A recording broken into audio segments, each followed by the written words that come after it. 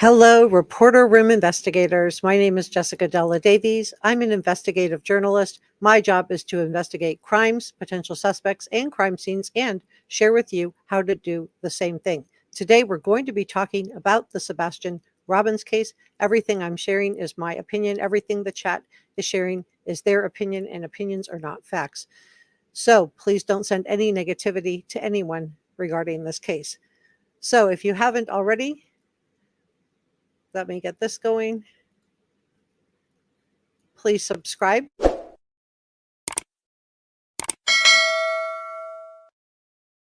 Hit that notification bell so you don't miss an update or a new video.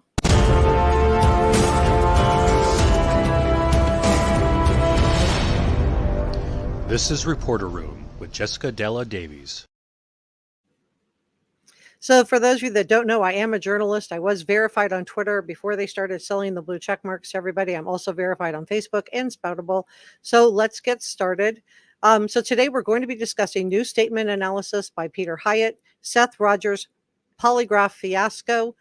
Does this hurt his integrity? Chris Proudfoot, and discrepancies in the truth versus lies, and a major gap in the timeline provided by Katie Proudfoot. New information on how authorities are going to take this from an investigation into a criminal investigation, and one of Chris and Katie's earliest interviews. We're going to go through that together and see what this reveals. So where is Sebastian Rogers, and how did he get there? Who brought him there? So I want to get started with a couple of comments we got yesterday about being suspicious of Seth Rogers. So Seth Rogers is Sebastian Rogers' father. He does have a rock solid alibi. He was working a 12-hour night shift that night in the jail at the Davison's County Jail. Now, he would have been clocked in at work. He would have been seen by multiple co-workers. He would have been seen by inmates, and his comings and goings would have been captured by CCTV cameras at the jail. So on the night of February 25th until the wee hours of the morning of February 26th, Seth Rogers was at work with a rock solid alibi. And maybe this is why TBI was not asking him to take an alibi. However, many of you will recall that Nancy Grace asked not only Chris Proudfoot to take an alibi, and boy, did Seth Rogers take Chris Proudfoot to the mat about this, and I'm going to share that with you in just a second, but she asked Seth Rogers to do a polygraph. So unlike Chris Proudfoot, Seth Rogers actually did show up to do his polygraph, although he fell asleep while taking his polygraph. Now, TBI did not tell Seth Rogers he could not take a polygraph. So this is in direct contrast to what Chris Proudfoot claimed in the Nancy Grace interview. Yet another lie by Chris Proudfoot about the polygraph. So to me, there's a lot of questions about his alibi, where he was, and the polygraph. So in my opinion, this shows that Chris Proudfoot was not telling the truth when he said TBI told him not to take the polygraph with Nancy Grace. So because Seth Rogers said he did. Now, although it's unusual that Seth Rogers fell asleep, let's put this in the context of what he's been going through for the past 47 days. He's had an injury to his shoulder that he re-injured while he was out doing searches, because he's the parent that's actually out looking for Sebastian, and he's been through a lot. He's probably mentally and physically exhausted, and he has a shoulder injury. I don't think there's anything that nefarious about the fact that he fell asleep. Maybe he just finally felt like he could relax. Something about having the strap on him and the little pressure on his finger might have just allowed his body to relax a little bit. But I do feel like because he has this rock solid alibi, that is safe to say that law enforcement probably is able to rule out Seth Rogers. Let me know if you feel comfortable at this point ruling out Seth Rogers as having anything to do with what happened to Sebastian. Whether you do or you don't, it's completely okay. Everybody has their own opinion, and Reporter Room is a critical thinkers channel. And so we have the smartest viewers on YouTube at this channel, and people like to have all of the information. Our viewers do. They like to have all of the information so they can make up their own mind on these cases. So I would imagine that he's not sleeping very, very well at night. So I'm not putting too much stock into the fact that he fell asleep during the polygraph. But let's go back. Let's talk about Chris Proudfoot in just a second. I want to talk about the custody between Chris Proudfoot and Sebastian to Seth Rogers. We have a lot of new information. You guys had a ton of questions on this, so I want to dig into that. But I want to first start with what is it going to take for law enforcement to take this from being, we originally had this as a custody. I'm sorry, we originally had this as a possible runaway, right? Or he walked out of the house and got lost, but a missing person, basically. Then yesterday, we learned it was being taken to an investigation. So, what is it going to take for law enforcement to escalate this into a criminal investigation? Let's talk about that. And then I want to talk about Chris Proudfoot, because there are just so many red flags in this. We're going to go through one of the early interviews, one I haven't showed you yet on my channel, with Chris and Katie, and let's get started. So,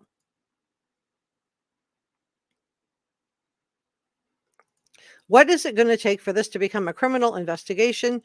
So here we have it straight from the horse's mouth.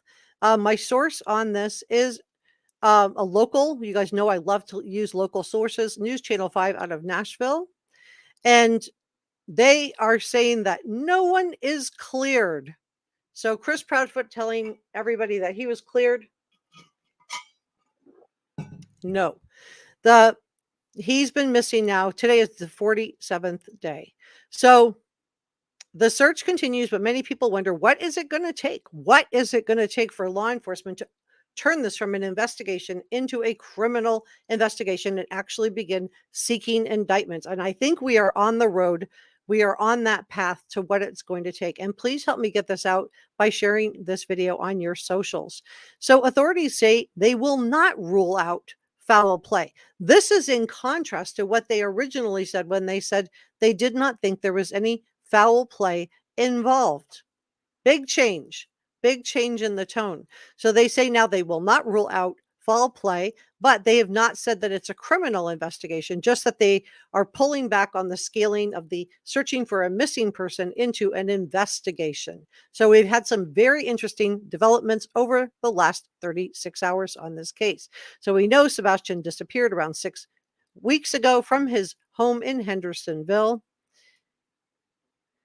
and that professionals and volunteers have been searching for him, and his own father has been searching for him.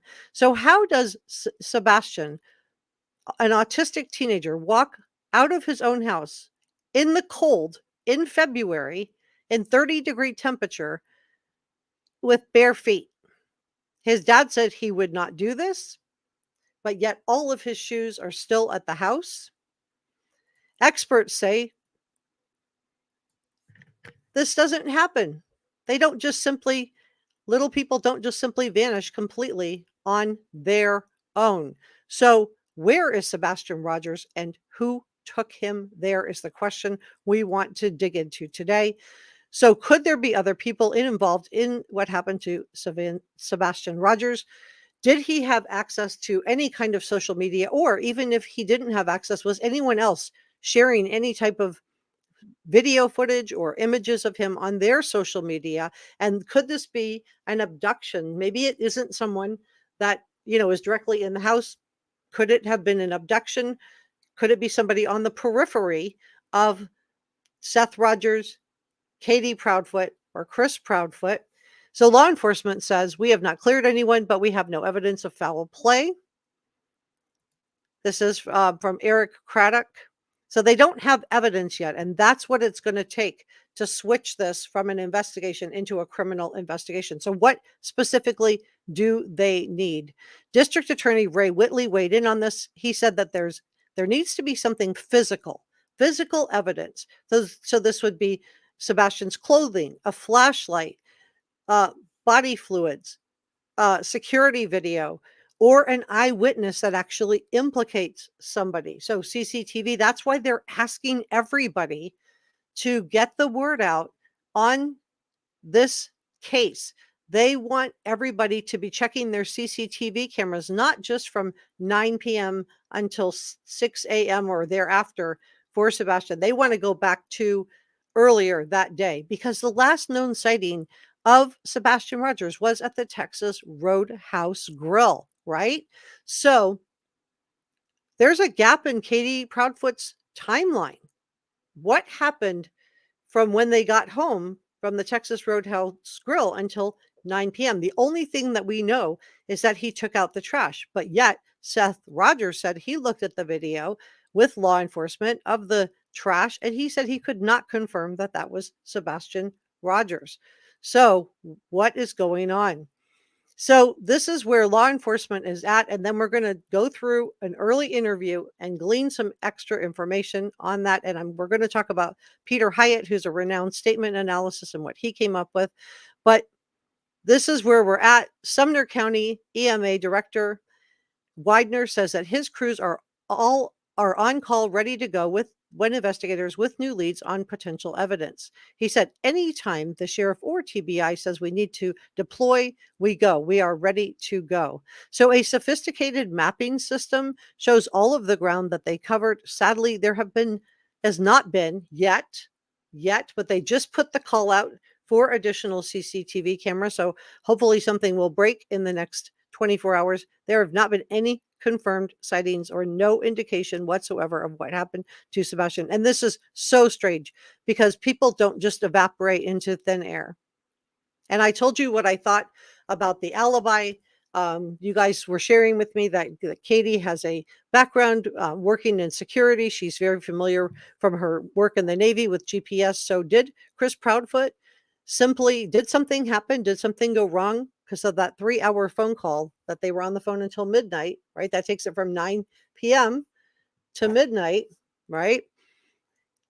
That's about how long it would have taken for him to get from Memphis to Henderson.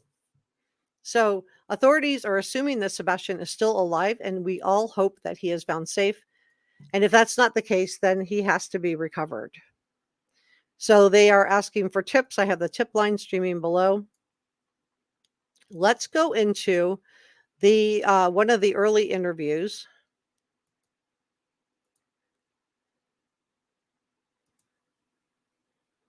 All right. Make sure you guys can see that okay. You should be able to see it. I'm going to blow it up and make it a little bit bigger.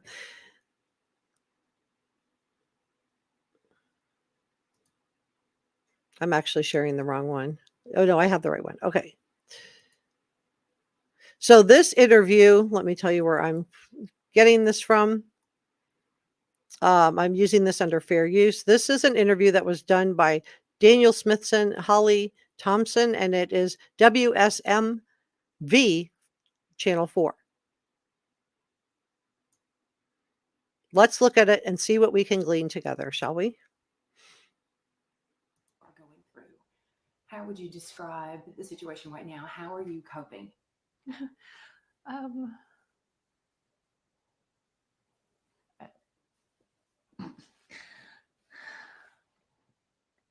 We're on a constant roller coaster ride of helpless and hopeless and many other emotions all in one, and it's a never-ending roller coaster. It doesn't stop. It won't stop until he walks through the door.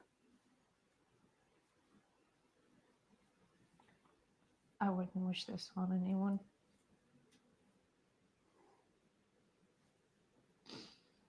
Not anyone. I know we're about keeping hope alive. I'm sure that's in there somewhere. Oh, yeah. He's gonna Always. come home. He's going to walk through that door.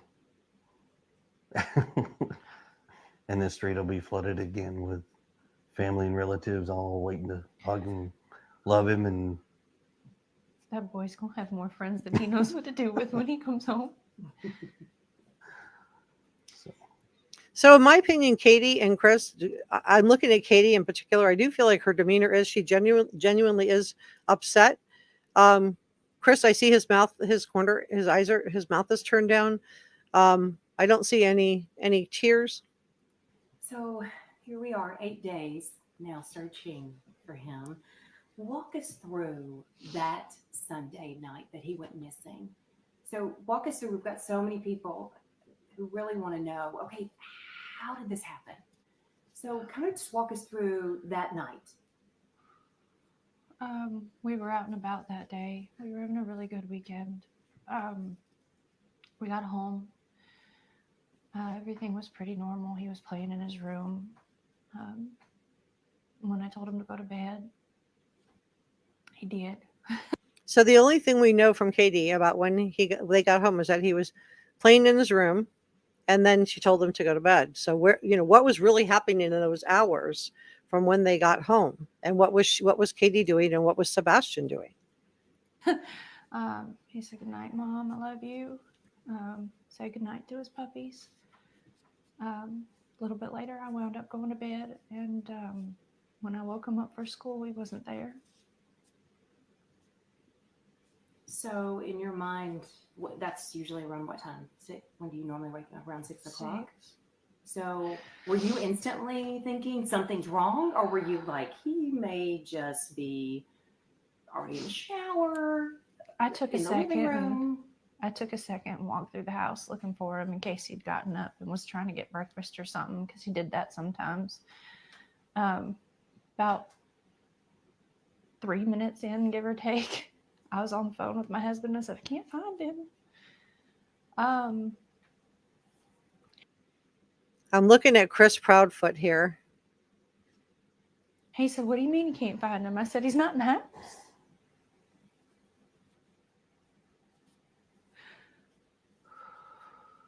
And so at that point, is that when you call 911, or what's going through your mind?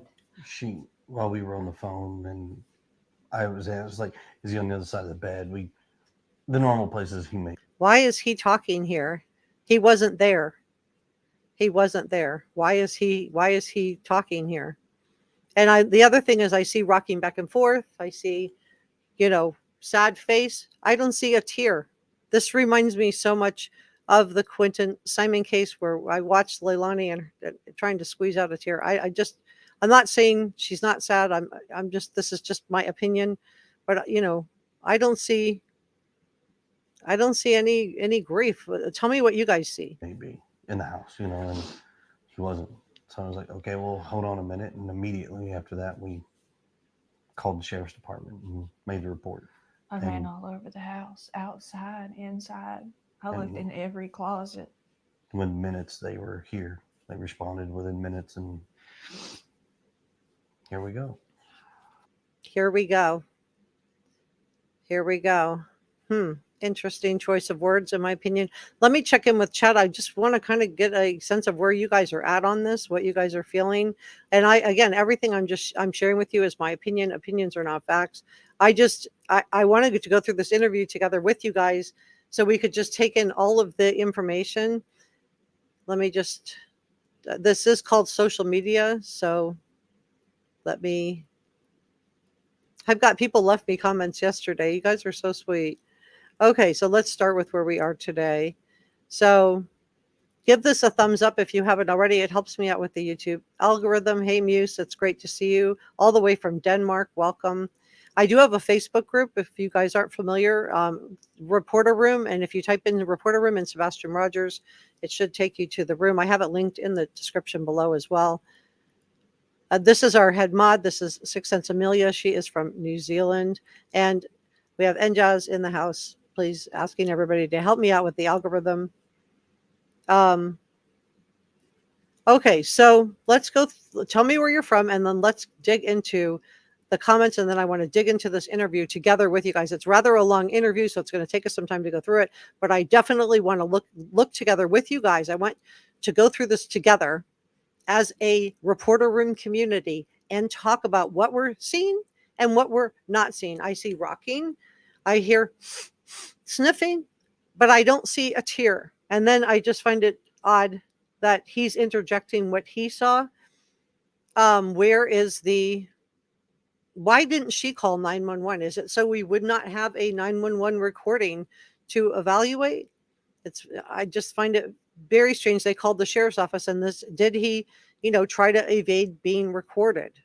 Or was it on a recorded line? It's just very strange. Donna says, in my opinion, Seth is hiding something. He knew he was taking that test, so he should not have taken the meds. And Njaz says, heartbreaking case, very strange. Hey, Daria. Daria says, hello, catching up with this case. Has there been any new developments? Such a sad thing. This wee boy has been on my mind so much. Hi, Olwen. Esmeralda said, thank you for covering the case. I love your channel, and your mods are so nice. Our mods are nice, and everybody on this channel is really nice as well. Please watch your words in here. This will keep the comments classy. So how do we know that Seth has a rock-solid alibi? Well, as I just shared with you, he was working at the Davidson County Jail. He was there for his entire shift. So at jail, he would have been on camera. He would have been caught on CCTV camera coming and going. He would have been seen by his coworkers. He would have clocked in and out, and he would have been seen by inmates. So in my opinion, Seth does have a rock solid alibi. But what do you guys think? Hey, Maria. Hi, Pam. Tell me what you guys think. Holly says convictions happen without the victim, so that's a great question. Amelia says biodad is Seth Rogers. It's the biological dad. Has a solid alibi. Polygraphs aren't admissible in court. So who doesn't have a solid alibi, right? Who doesn't have a solid alibi? Cheryl says, why did Chris ask Seth if Sebastian can live with him and take him instead of Katie? Yeah, right? What was going on that Sebastian didn't want to return to his parents? We got this from Seth Rogers. Why didn't he want to go home to his parents' house? What was going on in the household? Why wasn't Chris Proudfoot coming home from his job where he was working away? Was there tension in the house? I think having a special needs child is hard. It can be hard on a marriage. And Chris Proudfoot just strikes me as the type of guy who enjoys arguing, comes across as kind of controlling. But let me know what you think about this. Let's go back to the interview, and then I will check in with chat. So you said you were on the phone with her, so Yes, you were not home. No, ma'am. Okay. I was at work. I'm a tower crane operator, and I was working in Memphis at the St. Jude Project. So it's, I have an earpiece in that talks to my phone. I have another earpiece in that does the radios. So when she was talking to me, it was like, what? I was confused. We talked about where he could possibly be, and then we went from there and led to calling the cops, and here we are now. And within minutes, they're there at the home. Yes, ma'am. It was rapid fire. They had cars. They They had lied cars from here down to to the main road, as far as I could tell. So there was no delay for law enforcement to get out there and start looking for Sebastian. But I don't see, I just wish I don't see any tears. what's going through both of your minds? I mean, are we panicking? Is it this, oh, I think he's probably at a neighbor's house, or what are you thinking? My son doesn't run. He's not a runner. He's never run away before.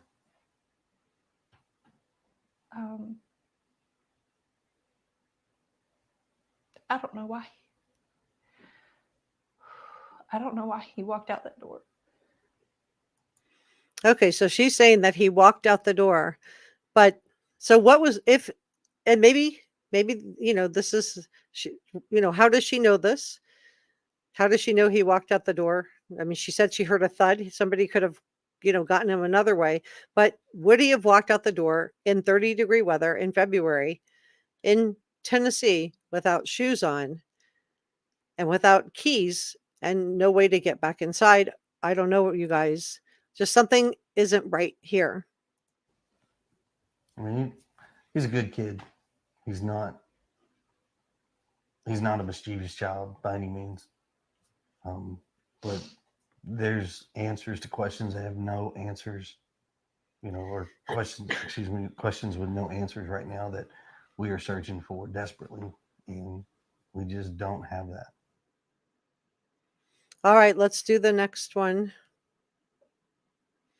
So there's several of these. Anything that happened that day? Let me take this down, grab the next one. So first, just express, I can't even imagine as a parent. Okay. Anything that happened that day that you think back, and there might have been a reason he was possibly upset, or something outside that could have enticed him to go outside? Was there anything that came to mind? We've been combing over that day and even the weeks before he left, and I hadn't been able to figure it out. So it is possible that maybe if this was an abduction, if anybody was sharing images of Sebastian on social media, and we know this from the Cleo case, that there can be people who fixate on little ones through social media. So had somebody seen him on social media and become fixated on him, let me check in with chat, you guys. It is social media. This is an interactive live stream. Bring your questions. Come on in. Pam says, I heard Seth had jail duty that day. That's correct. Donna says, I'm not pointing fingers at anyone, but just curious why no one is calling Seth out on his inconsistencies. And Jazz says, Seth was at work that night. Yeah, I think that's a pretty rock solid alibi, in my opinion. I feel like, and you guys can tell me what you think. I think Seth has probably of the three parents, the most rock solid alibi. He was at work. He works at a jail. So this would have mean that he would, have to be allowed in and allowed out. It is a jail. It would have mean there were cameras all over, and he would have been seen by coworkers and inmates. So I think he does have a pretty strong alibi. Hey, Green Eyes. Cheryl says, why hasn't Katie been charged or some other charges since she was the one supposed to be supervising him? Well, if somebody just abducted him out the window, I think law enforcement has to figure out what happened. They need some type of evidence to move it from an investigation into a criminal investigation. Great question. Olwen wants to know why the trash bin was so heavy. Yeah, if you guys didn't hear, so Seth said that people were inquiring as to why they were searching this Kentucky landfill so early on. And Seth shared that it was because one of the trash guys who did the trash pickup, said that the trash can was heavier than it normally would have been. So that's why they were going through the landfill. Amelia says, am I hearing this correctly? Law enforcement have not been investigating for 6 weeks. Excuse me. I think they have been treating this as a missing persons, and now it's turned yesterday into they're pulling back, they're scaling back on the missing persons. They're now asking for CCTV footage, door cam, anything that people have. And that's why it's really important to get the word out there to break this case.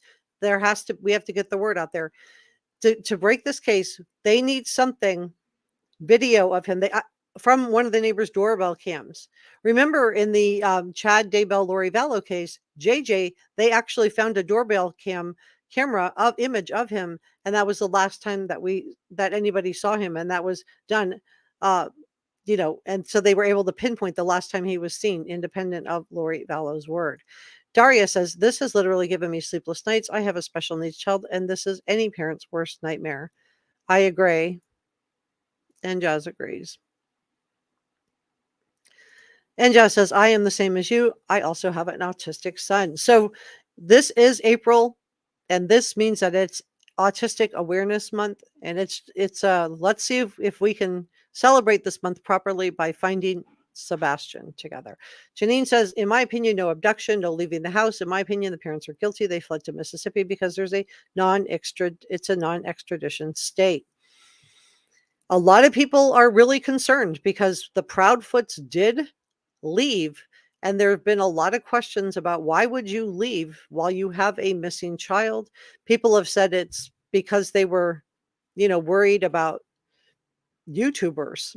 I was like, what? So I don't know. I don't even know what to make of that. Amanda says something isn't adding up. Holly says, of course there is. I don't trust her. She does not behave like a mama with a missing child. Runs with Scissors said they need footage of Sebastian after the restaurant and before he went to bed. Exactly. We have this huge gap in the timeline, right?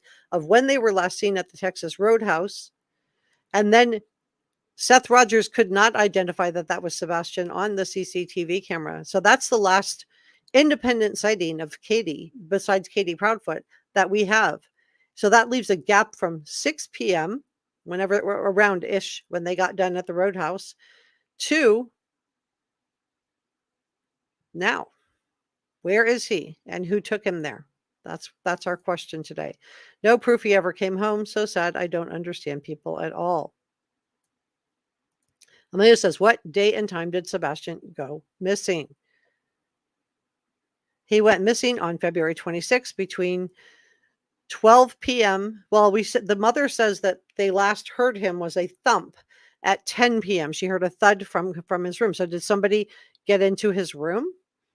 Was he letting himself out the window? Was he up trying to get dressed and trying to flee? But if he did, why would he go out without his shoes on? Maria says, I disagree with law enforcement. In my opinion, it should have been since the beginning. Do a criminal investigation. A lot of victims have been in their homes, and Chris Proudfoot and Katie Proudfoot have lied. Well, I don't know if Katie has, but I for sure, Chris has been publicly caught. Chris said in an interview that the call started at 9:43. So he started speaking to her when the 3-hour phone call from 9:43. Katie said she heard a thud with Sebastian at 10 p.m. But what was going on in the hours leading up to that? The only thing we know is that he was playing in his room. I don't know if you guys. Cheryl says, I think they put him in a secured place where he has to stay mental hospital or in a home or school. I hope that's the case, because then he's safe and sound and we can find him. Ann says, had they looked into the grandparents, the Proudfoots? My understanding is they did send people out to Alaska. There have been a lot of questions about that. Was he taken to Alaska? My understanding was they did check. They are looking for him. Green Eyes doesn't think she knows what to say. Hey, Ann. Nope, not today. Oh, says, what do you mean? And Jazz says, I think he's controlling. She's talking about Chris Proudfoot here. Pam says, I feel like Chris is the self-appointed spokesperson. And then why did he laugh? All right, let's look at it, you guys. We're going to watch this. Then we're going to be digging into law enforcement information. And we're going to be talking about Peter Hyatt's latest statements. He's I don't. that morning he was laughing, he was joking. Everyone we were around that day agreed that he seemed like he was in a good mood. He was behaving. It'd make more sense if we'd been fighting.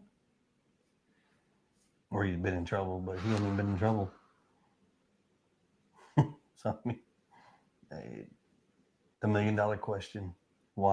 The $1 million question. That's what Peter Hyatt focused on today. So, why that laugh? Why are we laughing here? Trouble.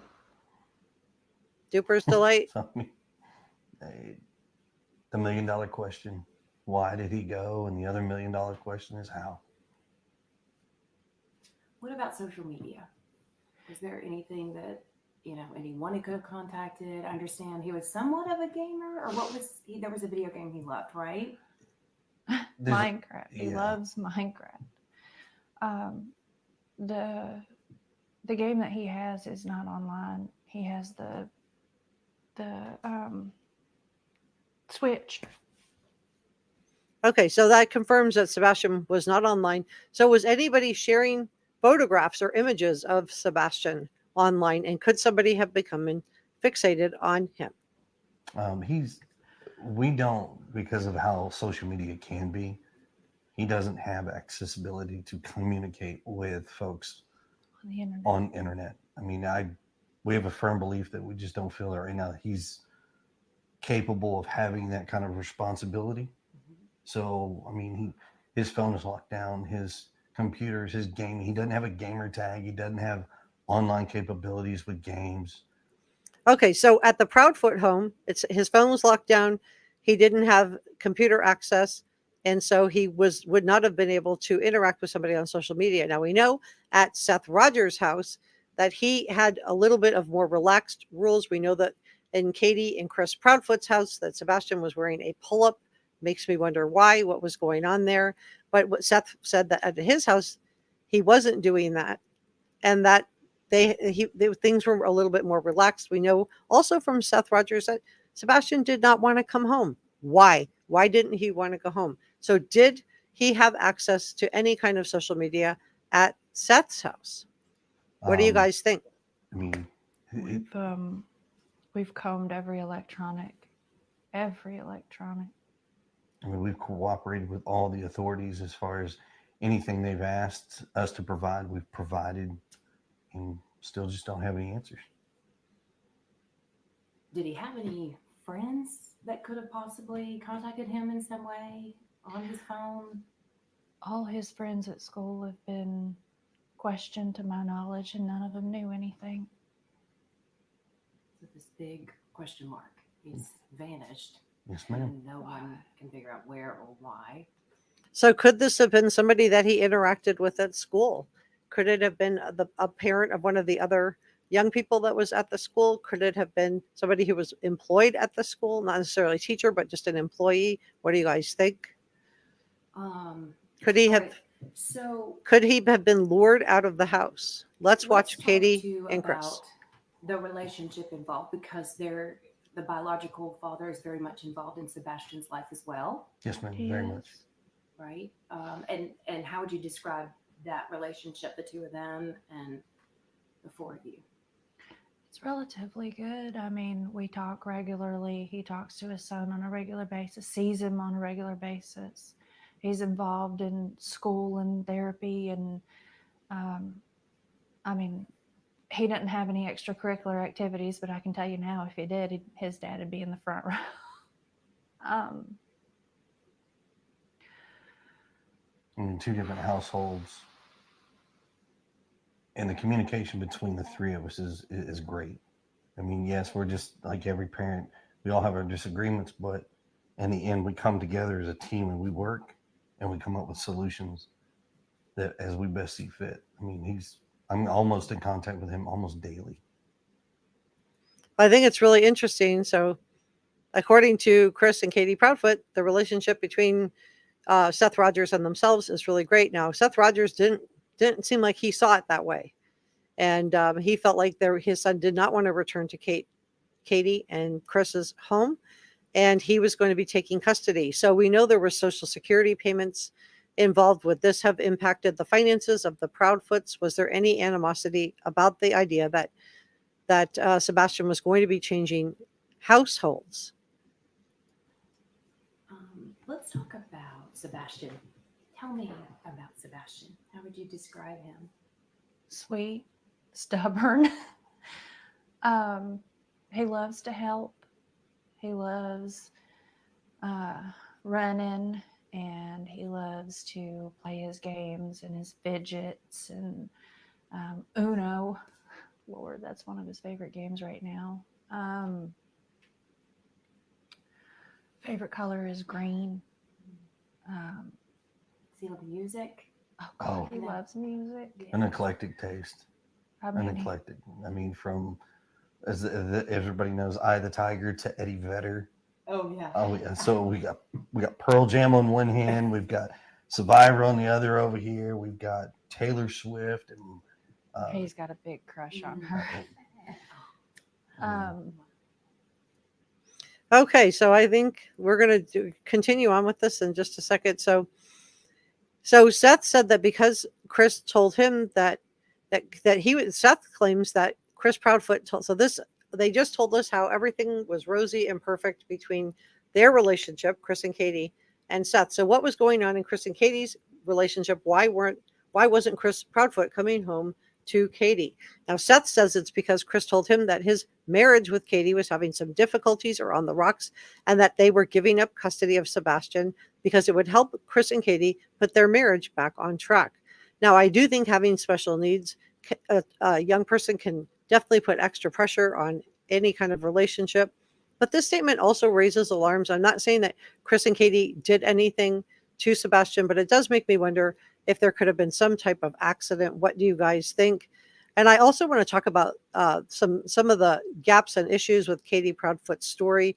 We're going to dig into that in just a second, because Katie says that Sebastian went to bed from 9 p.m. She heard the thud at 10 p.m. So what did happen from when they left the roadhouse leading up to it? We know that they met up with Chris Proudfoot's sister, Melissa. This would have been Sebastian's step aunt. According to everybody, they had a wonderful day. Was it, designed to be a wonderful day? But I haven't heard anything really about when they left the roadhouse until 9 p.m., other than that he took the trash out and played in his room. And this is making a lot of people wonder, and I saw this in the comment section a lot yesterday from you guys, that people are really concerned. Did Sebastian actually even make it home from the roadhouse? Let's check in with chat, and then we're going to get back into this. Esmeralda, why did these two leave the home, right? If you knew you had a missing autistic young person, why would you abandon your house and leave? Because how is he going to walk back through the door if the door is locked and no one's home to let him in? Green Eye says she believes Chris was in Memphis and she believes she was on a 3-way call. Holly thinks that she is covering for him. Maria is addressing the fact that Chris kind of gave a laugh. We saw this with Chris Watts on the porch interview too, right? He had like a little bit of duping delight on his face, and he actually laughs a little bit. It's odd. Welcome a little bit of me. I agree, it's looking forced. And Jess says something is very wrong with all of this. Nope, not today. Says she's rocking back and forward like Chris Watts. Yeah, he was on that in the porch interview, rocking too. She's doing this way. But I see sad face. I don't see tears. I don't know. Runs with Heather said, I think Katie was given the ultimatum and she chose Chris over Sebastian. And hey, brother Mike, good to see you. Welcome. Amelia says there's micro expression on the mom's face when it's asked if she thinks Sebastian's going to come home. Oh. Let me know if you guys want me to replay that section. Green Eye says somebody told dispatch Katie was driving a blue Infiniti in the neighboring subdivision. Thanks for that. Michael is from Myrtle Beach. I'm glad to see you. Come on in, you guys. Holly says, and saying more friends than he knows what to do with will be there is off too. That happens at funerals. And sorry, that's where my head is at. They know he's not here. I do think it's very, very, Holly's raising a good point. I do think it's very strange that they abandoned the house. They abandoned the house when they have a missing child. I do really think that's very odd. Let me see if we can get some more questions. Hey, Doomer. Pam says he looks a little like a little pouty boy to me. Oh, wow. Dispatch says she was in the neighboring subdivision. Every closet in a minute. I mean, she could have run around frantically looking. Thank you guys for being here. Please give this a thumbs up and consider sharing this on your socials and subscribe. My analytics show me that 50% of you guys that watch my channel are not subscribed. Please subscribe. It's free. It helps me out a lot. And come and join us in the top chat. Bring your questions. I want to know what you're thinking. Maria says, it reminds me of Leilani as well. And Letitia Stock, stepmother of Gannon. Very interesting. Runs with Scissors said the divers found a hat and it looks like the hat Chris is wearing. I don't know. I saw the back of the hat and I did see that. But they said that wasn't the hat that Sebastian was wearing that day. It wasn't a hat that belonged to Sebastian. So it could have just been a random hat. I mean, if you're searching ponds, you are going to find some random stuff that doesn't have anything to do with the case. But it might not. I'm sure. Hey, Cheryl. And Josh says, I'm not sure he made it home, to be honest. Betsy says, they don't seem right. If our son was missing, me and my husband would be a hot mess. Brother Mike says, the Facebook group is great. Thanks for that, Mike. Amelia says, is there a confirmed last sighting of Sebastian, the school, a neighbor? No. The last sighting that we have confirmed is that Texas Roadhouse. So that is really a problem. Was somebody stalking him through somebody else's social media. I keep going back to that because that's how Cleo Smith was found. It was not somebody. A lot of people thought it was the parents because she disappeared from inside her parents, the same tent with her parents, while she was sleeping in the tent with them. And they were like, this couldn't be. And it turns out that it really was an abductor. And that's why I think they're probably at this time, as they ramped it up and kicked back on the missing person, they're ramping it up into an investigation. I'm sure they're doing cell phone tower dumps now to see what was going on that day. Hey, welcome. Anne Marie says, Buffalo, New York here. My husband was not my daughter's father. We were interviewed also. Never did my husband step on my words. He respected I was the one to speak, regardless of how much he loved her. Thank you for sharing that. Mike says no tears. Yeah, that's raising alarms for me also. Hey, Debbie.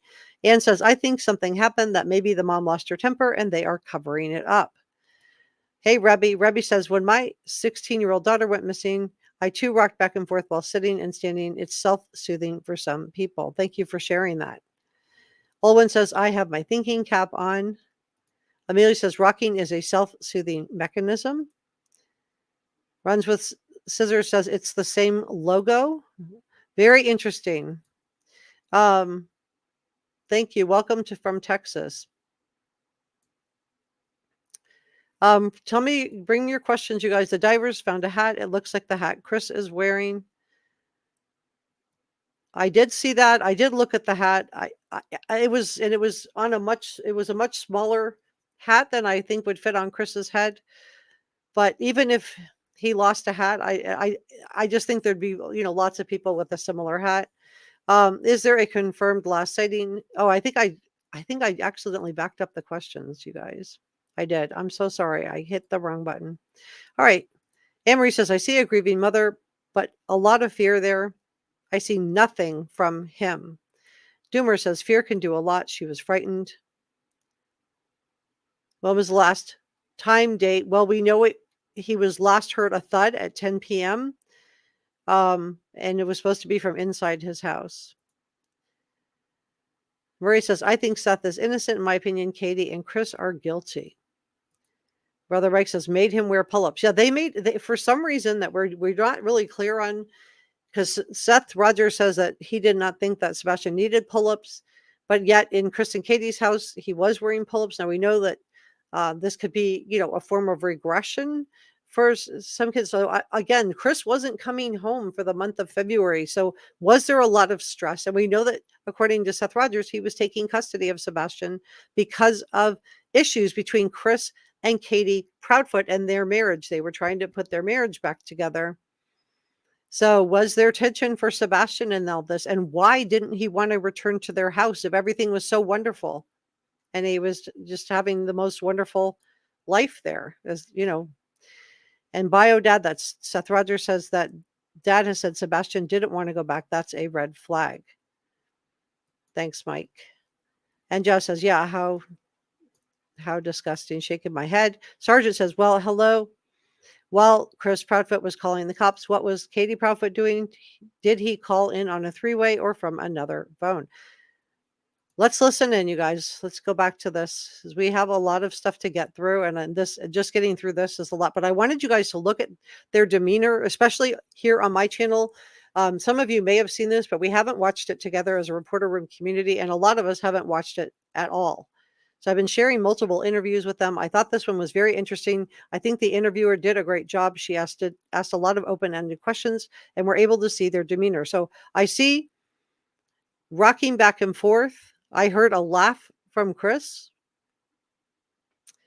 But I don't see tears.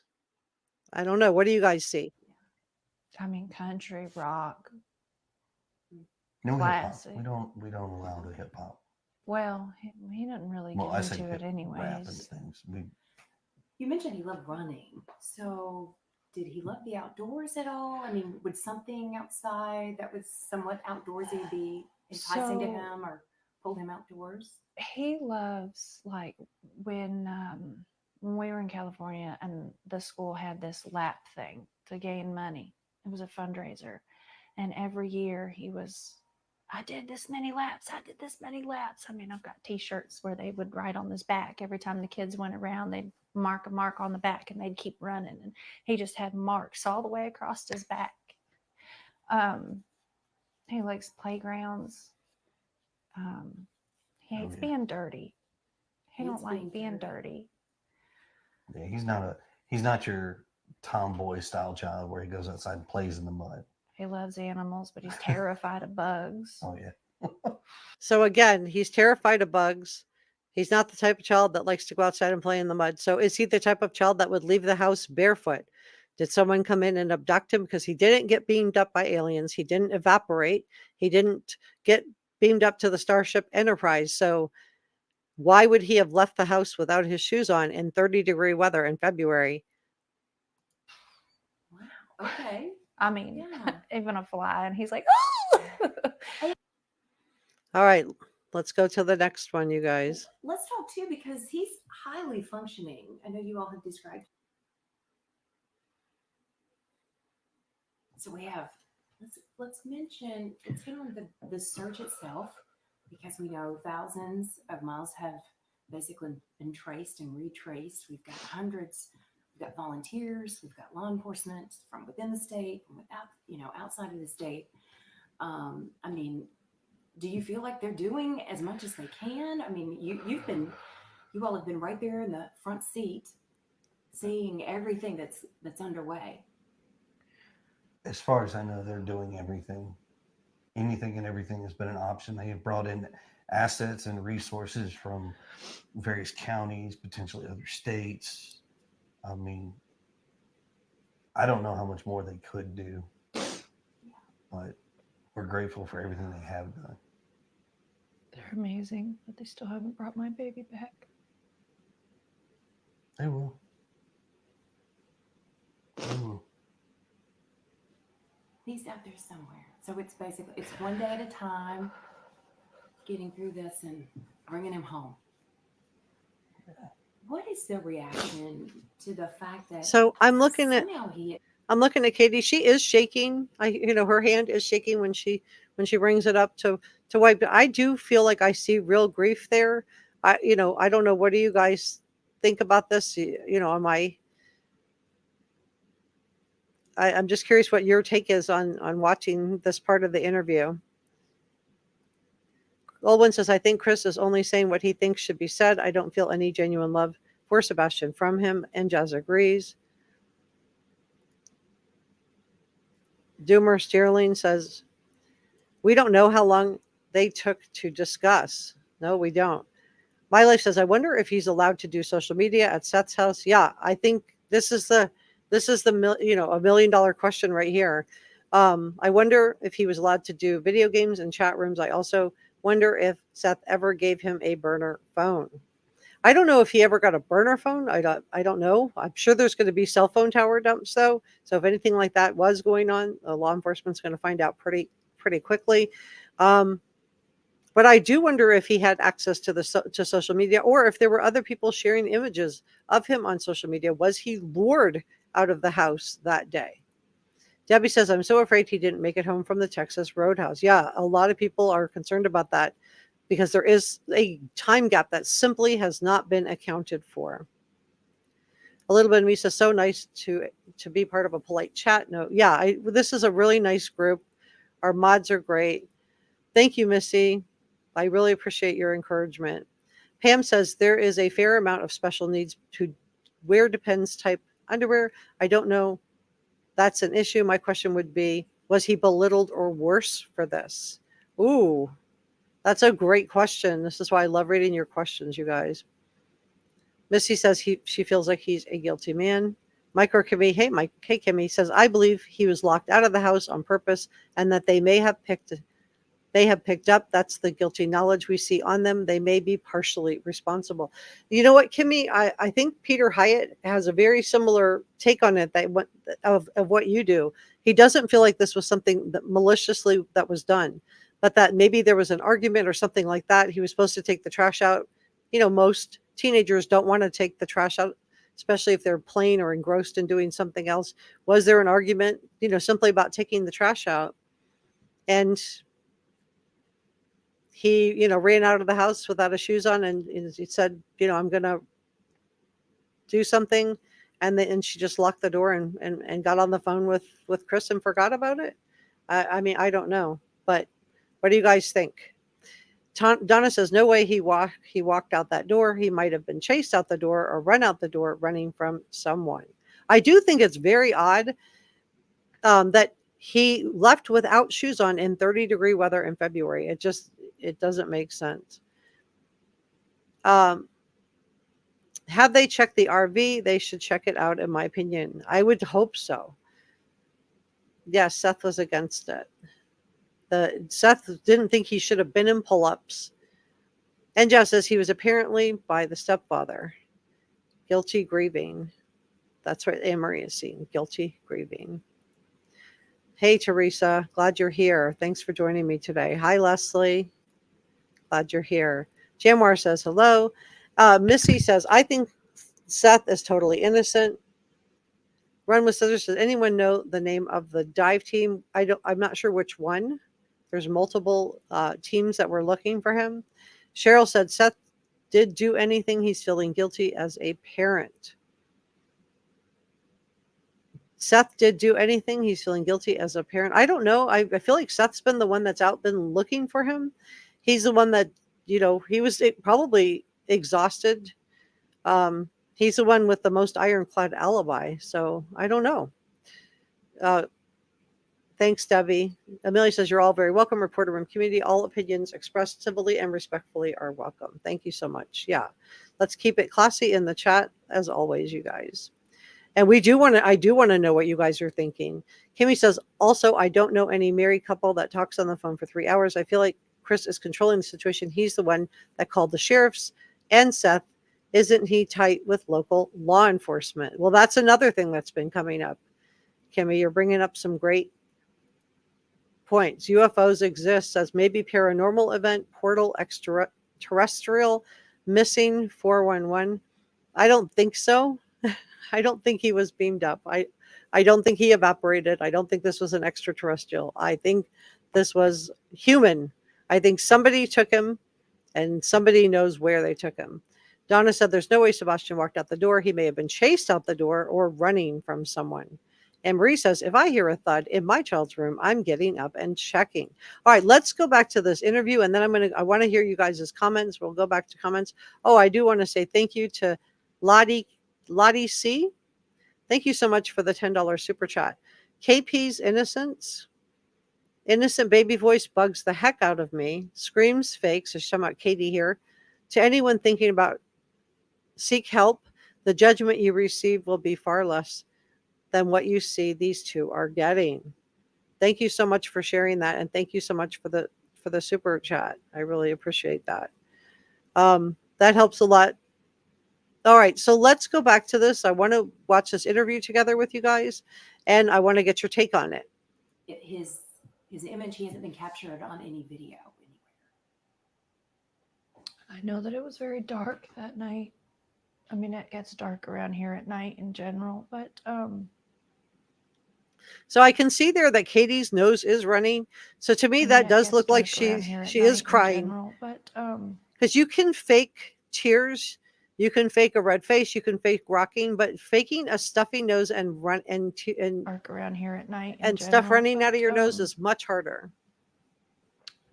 So far, we haven't found him on any camera footage to prove where he's at or where he's gone. I know that they're looking, and I went asking everybody and anybody that has cameras, trail cams, stores. Look at Chris Proudfoot when he's listening to this. Everybody and anybody that has cameras, trail cams, stores. Little head shake. No, I wonder. To check, even from before he went missing, just to see if there's anything at all. And I understand there So she was calling for people to check these cameras from before he went missing. So I think that's interesting also. The one thing I am like coming away with this interview on is that I do feel like Katie is genuinely upset. This doesn't mean somebody didn't chase him out the door. This doesn't mean that he wasn't locked out or something like that happened. But I do feel like she is genuinely sad. was a request for video, any sort of footage of Sebastian from earlier in the day on Sunday before he disappeared. That I don't believe we can comment on right now. That is not something that I believe we're privy to at this point with law enforcement. That is something I would definitely direct back to them. Let's look at that again. That is something I want to hear the would question. I want to definitely hear the answer again. I believe we're privy to. Sunday before he disappeared. Sebastian from earlier in the day on Sunday before he disappeared. That I don't believe we can comment on right now. That is not something that I believe we're privy to at this point with law enforcement. That is something I would definitely direct back to them. But I mean, there's all kinds of requests out there. There's thousands of hours of video that they are combing, and we're just hoping they'll find something. And I know this is so sensitive. What do you say to people who inevitably end up pointing their finger back at you? We were talking earlier, and I mean, are you both in the clear? A little duping delight We were there from talking Chris. earlier, and I mean, are you both in the clear? I can tell you that Mom, myself, and the father have worked very fully and cooperatively with all agencies across the board. We have anything that they've wanted. So he's using distancing language when he's talking about Seth here. He went from saying how great everybody got along, and now he's calling him the father. I think that's interesting. So maybe everything was not as hunky-dory between Seth and Chris Proudfoot as it was being made out to be earlier on in the interview. What do you guys think? Have provided. So cooperation is there. I mean, The What do you want father. to say to our viewers? Anybody who's watching, we've got a lot of folks in this community and in other counties just throughout the state as well. What do you want to say to them? Help spread the word and keep searching, and thank you. And just if you think you see him, call him in. thank all the viewers, everybody that's helped from across the board. So I think it's so nice that they're thanking everybody, but that was their opportunity, in my opinion. This is just my opinion, to look right into the camera and talk to Sebastian. Use his name. I haven't heard them use his name. That was their opportunity to look in the camera and talk to Sebastian. So again, I'm just wondering if Peter Hyatt is on the right track with all of this. He feels like the $1 million question. We're going to talk about that in just a second. I mean, everybody has been tremendous. Call his name. Yeah. He'll answer, and if he doesn't answer, he'll look, even if he's not being verbal at the moment, because he can talk, but sometimes he don't talk. Call his name. Tell him to stay put. He could be on the move, so keep checking your properties. Yes. Like the search is never over until he comes home. That is for He's sure. so smart. I do like that Katie is saying positive things about him. She said a lot of positive things about him. I do like that. It always raises a red flag with me when I hear parents of missing kids talking about their kids in a negative way. But thank you for everything that everybody has done, has volunteered, the continuous efforts. I mean, it's like I said, I've never seen something to this magnitude before. Our community is amazing. We're all praying, hoping, and searching. All right, so let's watch the very end. Did you guys hear them using Sebastian's name? For Sebastian's safe return. I hear the interviewer. Okay. Thank you both. for Thank you. talking with me. So I do want to give credit to this interviewer. I think she did a great job. This is WSMV4, and this is was done by Daniel Smithson and Holly Thompson. So this was one of the earliest interviews. This was published on March 4th. So he went missing on February 27th. So this would have been just a few days after. So this is one of the earliest interviews that I was able to find of the Proudfoots. And at least it's not a photograph of their hands with the two of them just rubbing each other's hands. This is where I got the image of Chris's arms, the photograph that I enhanced for you guys yesterday. All right, let's go to this next. Let me grab this. And then we're going to check. I'm going to check in with chat too. But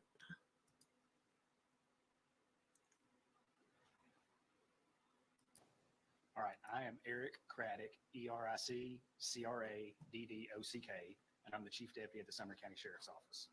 I'll be joined today by Susan Nyland, SUSAN-NILAND, of the Tennessee Bureau of Investigation. She's the PIO. I also have with me Sumner County Emergency Management Director Ken Widener, KENWEIDNER.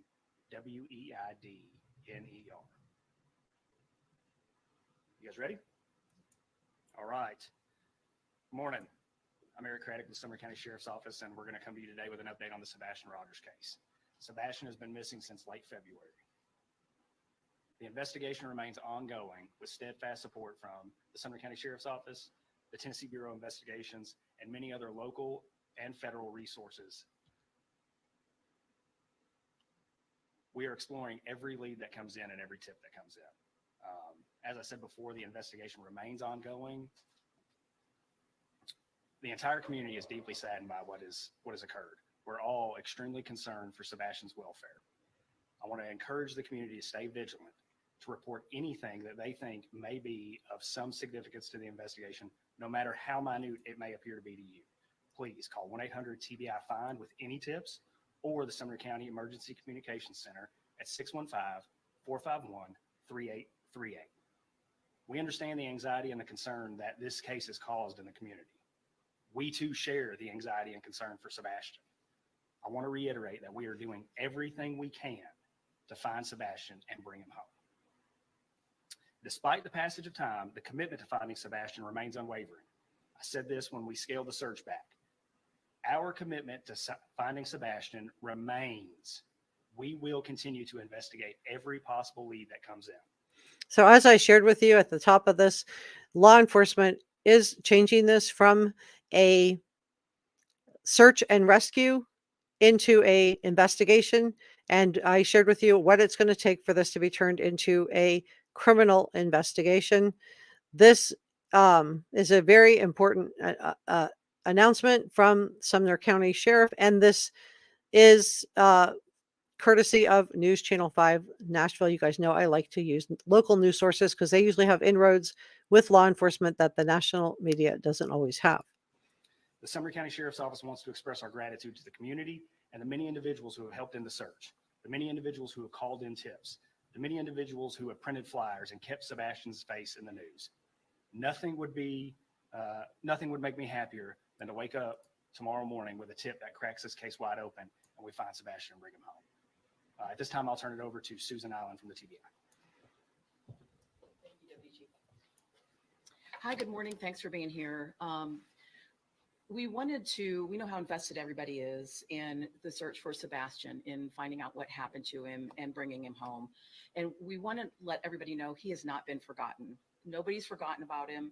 Nobody has given up looking for him. At the beginning of this investigation, there was a large land search for him. It was very visible. There were also waterways, lakes, ponds that were searched. There were aerial searches with helicopters and drones and fixed wing planes. They were done at night. They were done on weekends. They were done during the day. That was very visible, and it was something everybody was able to see. But we want to let you know that even though there is not that high visibility in investigating this case, that we are not done. It's gone back to what could be considered good old-fashioned police work. Interviewing individuals, re-interviewing individuals, checking out leads, rechecking leads. So that's what I thought they were going to do. They're going to be going into this and interviewing people, and probably it's going to turn from interviews into interrogations as we switch in from a search and rescue into investigation, and then ultimately, once they are able to find out some more information, I'm sure they're doing cell phone tower dumps and going through all of the interviews. They're going to re-interview people, trying to find out what happened to Sebastian. One of the most concerning things is that Chris and Katie Proudfoot left their house, left their home, and went to another state. I think that is a worry and a concern, because if you really thought somebody was coming home, you would want to be there. We have been working with other law enforcement agencies who have had, in other jurisdictions, who have perhaps had some complex cases of their own that they have worked on, to get tips from them. We have had, this day of technology, with everyone having cell phones and doorbells and ring bells and surveillance cameras. That, as you can imagine, has been a bit of a chore to be able to collect all those and then review them. It's important, so we know what's out there. We have been reviewing that, reviewing it again. We have had other agencies involved. The FBI has been helpful in that. Secret Service has also been helpful in that. So we are just trying to do whatever we can to advance the investigation. It is not. Okay, so gone to a place there's where the anybody has confirmation. forgotten. I was questioning if the Secret Service was involved. Let's listen to that again. So the FBI is involved now. Let me listen one more We time. have had other agencies involved. The FBI has been helpful in that. Secret Service has also been helpful in that. I want to know why the Secret Service is involved. I think that's very interesting. This just doesn't seem like the typical type of case that the Secret Service agency would get involved in. That's why I was skeptical when some people in chat were trying to tell me that yesterday. You guys were right. You guys So were we're right. just trying to do whatever we can to advance the investigation. It has not gone to a place where anybody has forgotten about him or is not pursuing this. The parents have been cooperative throughout. At the beginning of the investigation, they have pretty much done whatever law enforcement has asked of them. At this point, we don't have any evidence. There is not any kind of an indication that there is a criminal element involved. But we are keeping options open. We don't know what has happened. We don't know where Sebastian is right now. So we are pursuing any and all avenues. We do want to caution there are some social media elements out there who purport to have information that is direct from the investigation. I just want to reiterate that is not the case. Some of the information that is being provided on some of the social media channels is inaccurate, incomplete. We don't want this to damage the investigation. So we would just caution anyone who is following the case to just use some caution as to what you see and what you believe. And I agree with this so much, because you guys do deserve credible information. And we're going to come back to this in just a second. But I want to talk about Peter Hyatt. For those of you who don't know who Peter Hyatt is, he is a statement analyst. He is renowned for the work that he did on the Madeleine McCann case. He appeared in the series of videos and documentary series that was done by Richard D. Hall on that case. And so he works with law enforcement. So this is what he posted yesterday and today on Twitter. We're just going to go through that. Today he said, or in the last 19 hours, 3 hours ago, we'll start with that, and then I'm going to go back up. He says, 2 interesting comments on Facebook by criminal analysts worthy of discussion in the disappearance of Sebastian Rogers. 1, our friend Jerry does this as well. You have to ask yourself why, how, as well as Ingrid, I hope I'm saying this name right, K. Art's mother. The big question is why she had to be K. I do believe, I'm watching my words, I do believe there's an element of contempt here. They feel safe and smart enough to touch upon the topic themselves as a strong bluff that holds more truth than we might expect. Possibly they feel safe enough because of lack of evidence, or because they know there are no easy answers as to why. 2, the $1 million question. He links to the disappearance to money along with walked out the door. So he's talking about Chris Proudfoot's interview, the one I just played for you. Tension plus a link to SA, walked out the door, blames Sebastian, and gives him an air of snubbing his parents. So let's go through Peter's statement starting from yesterday. And I want to get you guys' take on this. What do you guys think about this? So the $1 million question is why. So he said, concerned parents want to know, quote, where the missing child is. This is a deception statement to feign that stepmother and mother didn't know why Sebastian went out the door. So again, this is coming from a professional statement analyst that works with law enforcement. So he thinks that this is a deceptive statement to feign that the stepmother and mother, he's talking about Chris and Katie Proudfoot here, didn't know why Sebastian went out the door. He said it shows concern over be asked about what happened to cause him to be missing, something they do not want known. So the $1 million question for everyone is, where is Sebastian? They were pretending not to know why he went out the door. This was their priority, that they do not get blamed. So this is in response to the interview I just played for you. That's why I wanted to go through it with you before I shared this information from Peter Hyatt. So he believes that it was Katie input and Chris Proudfoot's priority in the interview that they not get blamed. He said, he went on further. He said they know what caused him to go out the door. So it sounds like he doesn't think a stranger lured Sebastian away. So as the public yearned to know where Sebastian was, the stepfather told us the most pressing question was why. The public would not have known to ask why had the stepfather not introduced it himself. Woo! Liars teach us how to ask the right questions. Now this is his belief, there was an altercation and or punishment of locking him out of the house. So was he put out of the house without shoes on in February in 30-degree weather? The 3-hour phone call linked stepfather to the mother in this guilt. This is why he's using emphatic language, quote, $1 million question to indicate the priority. And Peter Hyatt says, I do believe they do not know where he is, but they know exactly what they did to cause him to be barefoot, without his phone, and locked out of the house. Peter Hyatt goes on to say, if Sebastian met with an accident, let me pull this up. If Sebastian met with an accident or a stranger who harmed him, then Chris and Katie are responsible for what happened to him. They are covering this up. The investigation should focus on them using Chris's own words in the interview and interrogation. Again, this is an expert that works with law enforcement. This is an expert statement analyst, Peter Hyatt. He said, when Proudfoot said, and he's talking about Chris Proudfoot here, the $1 million question is why Sebastian walked out the door. He was doing what deceptive, manipulative persons do. This is why we watched that interview together as a true crime reporter room community.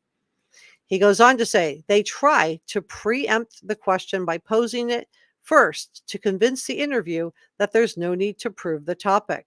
Often, the interviewer wouldn't have thought to ask such a question until the guilty subject made this attempt to get the topic cleared off the table. It is to bring to the interviewer's mind that he or she would not have thought to have asked about. And Peter Hyatt goes on to say this alerts the investigator to the subject's need to avoid the topic. Hence, it is precisely where the investigator aims the questions. Proudfoot, he's talking about Chris, led the audience right to it. And he's calling for law enforcement to re-interview Chris Proudfoot. So let me just tell you a little bit about Peter Hyatt. He is a deception detection instructor. He runs seminars for law enforcement, intelligence, military and business employment analysis, and he's an anonymous author. So I just want to just say that this is not just some random person that I'm sharing. This is a expert in this field. Let's go back to the law enforcement interview, but let me check in with chat really quick, see what you guys think about this. I want to welcome our newest channel member. Welcome, Shelly, to the Reporter Room family. If you want to become a channel member, it is next to the subscribe button. But subscribing, my analytics tell me that 50% of the people who watch this channel aren't subscribed. Please subscribe. It helps me out a lot. The bite marks, this is nope, not today. The bite marks should have been swabbed. They are consistent with the chokehold. If you don't know what he's talking about, I showed a video yesterday. Let me grab it. I'm just gonna play this really quick one time.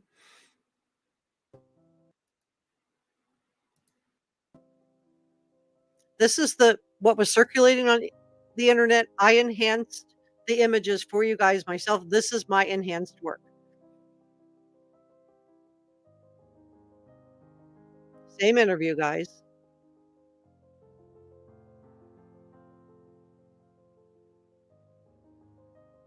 A lot of people feel like these are bite marks. Let me pause it. So you can see I got his arms and then I zoomed in. And I put multiple filters on. I left the what do you see on this on there so you could see when I change filters on this.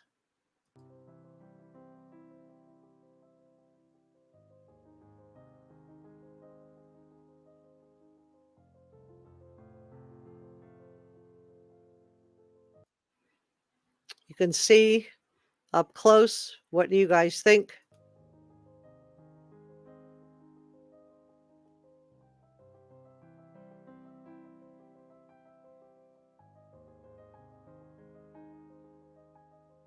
Okay, this is another filter. I just wanted to show you up close. Are these, some people think they're scratches. Some people think they're bite marks. Some people said, if he was in a headlock, bite marks. I don't know.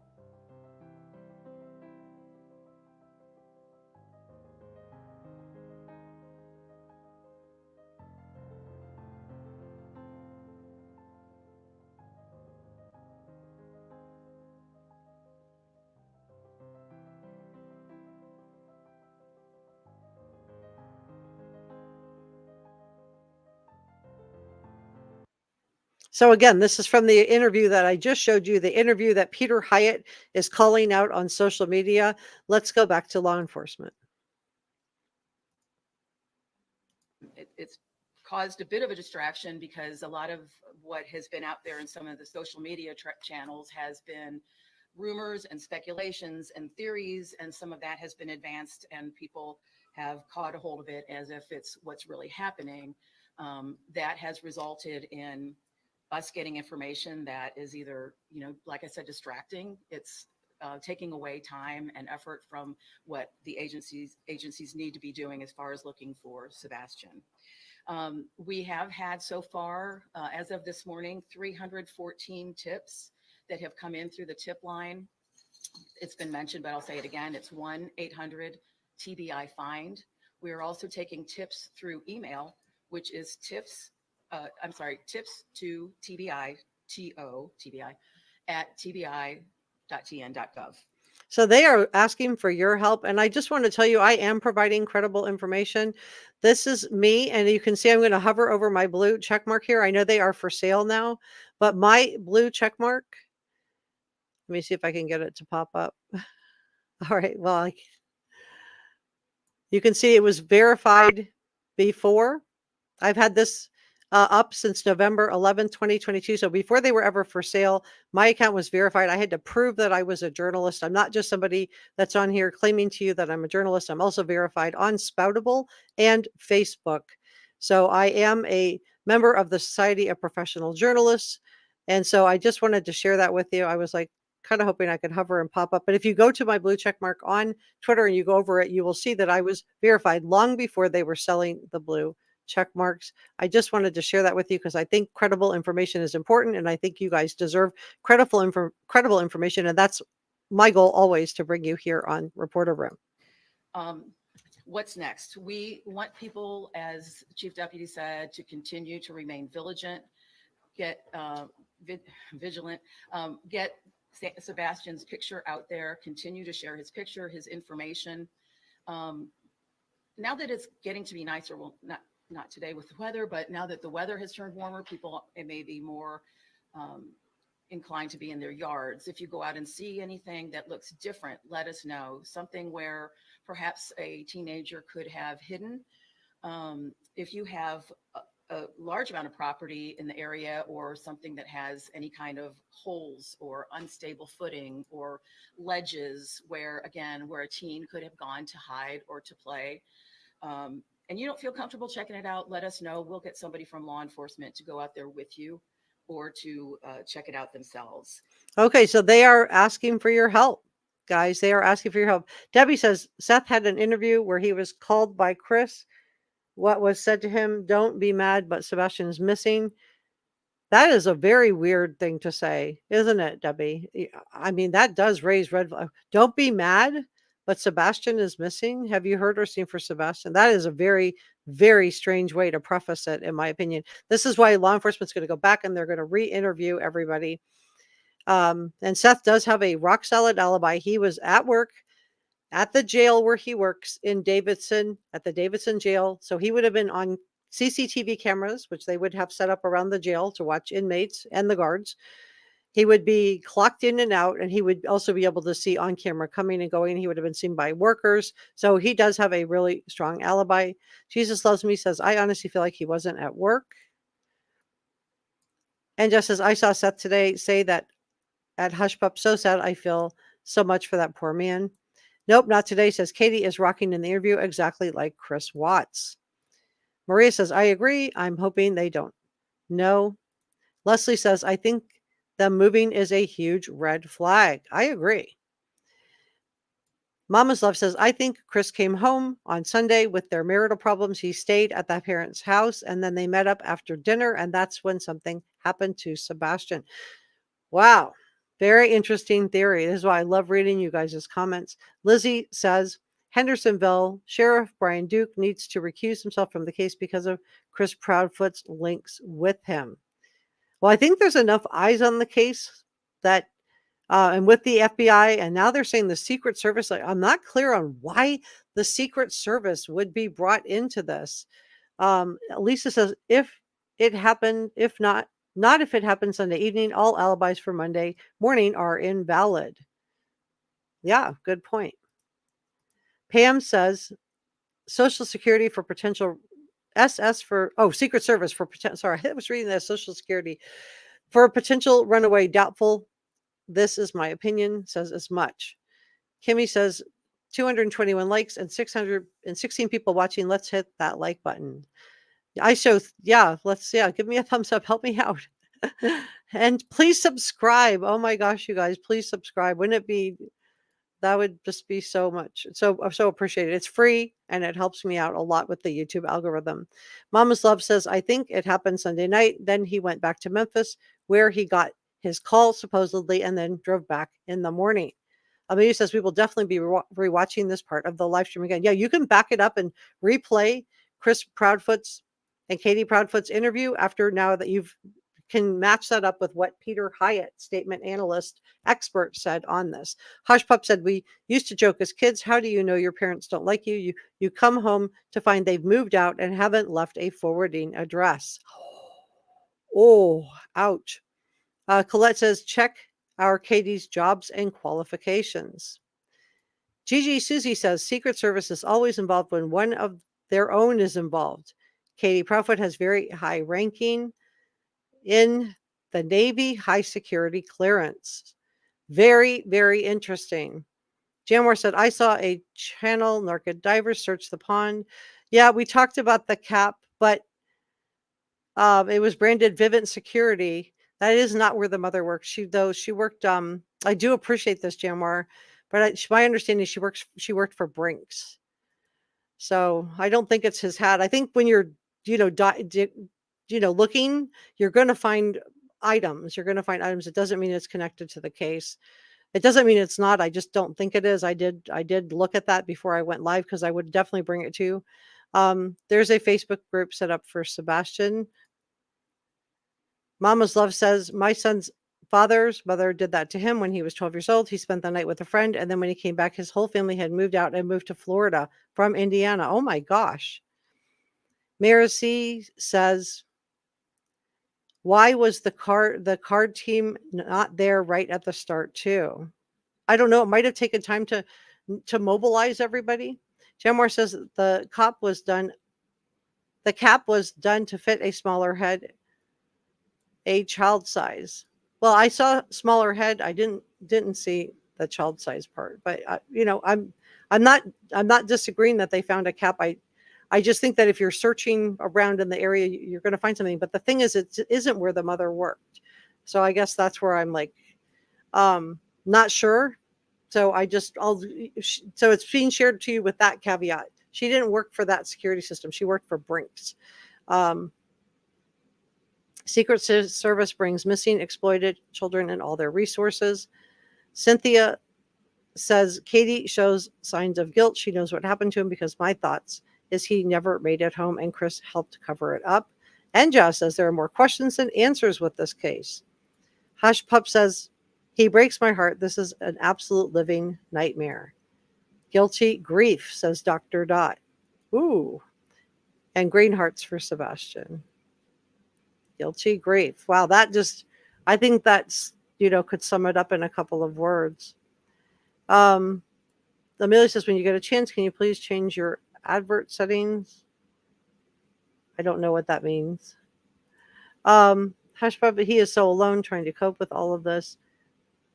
That's a fact. All right, so let's finish listening into law enforcement, and then we're going to take some more comments. I have one more package to share with you after that.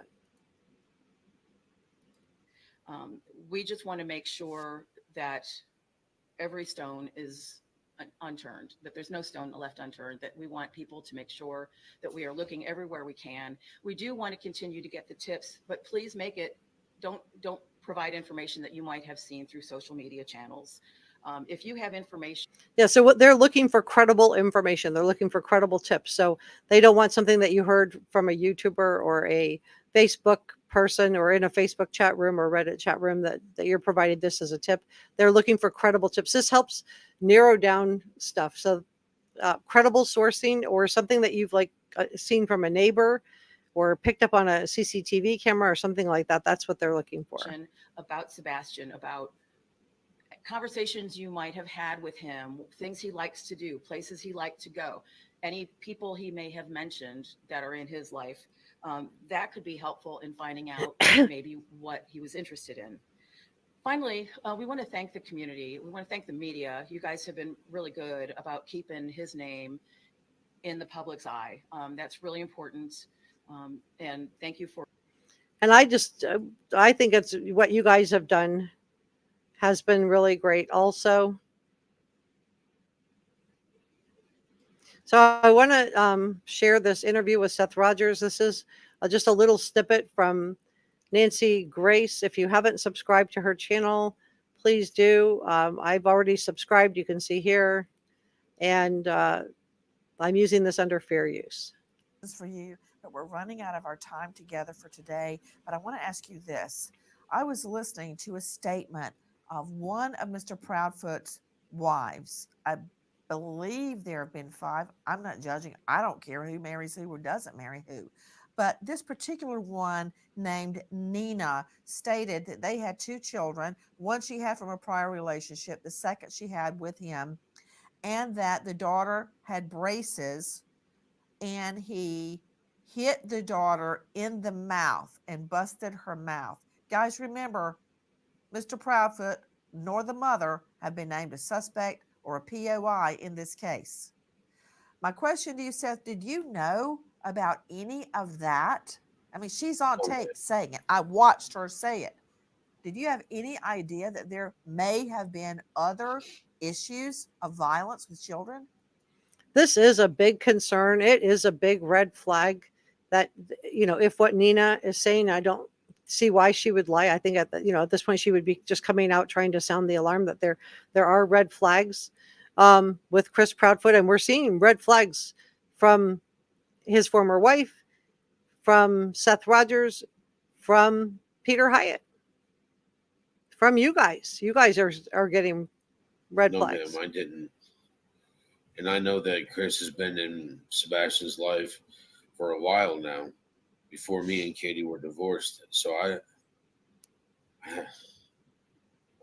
Has Sebastian ever said to you or tried to communicate to you abuse in the home? no. He's Would on he? multiple occasions sit there and has told me he doesn't want to go back. And I've asked him, why don't you want to go back? And he wouldn't tell me. He didn't I just wonder if he was afraid to tell him or didn't have the words to tell him. say why. He was just like, I just don't want to go back. And he didn't say why. He was just like, I just don't want to go back. And it's, at that point in time, I'm just like, okay, well, maybe it's the freedom that he gets at my house. So I don't want to play the full interview because I want you guys to be able to watch that on Nancy Grace. But I do want to put this nice big picture of Sebastian up for you guys to see, for everybody to see, to keep his name out there. This is Autism Awareness Month. Let me go ahead and take some of your questions. I want to thank Anne Marie for her $9.99 super chat. That's really kind and generous. I will put that back into the channel. I really appreciate you. And Enjaz gifted 5 reporter room memberships, you guys. This is so nice, Enjaz. Thank you so much. So 5 of you guys are going to become channel members. Now, I think it's somewhat random of how she can pick them. So I don't know how that's going to go. So again, thank you to Enjaz and Anne Marie. I do really appreciate it.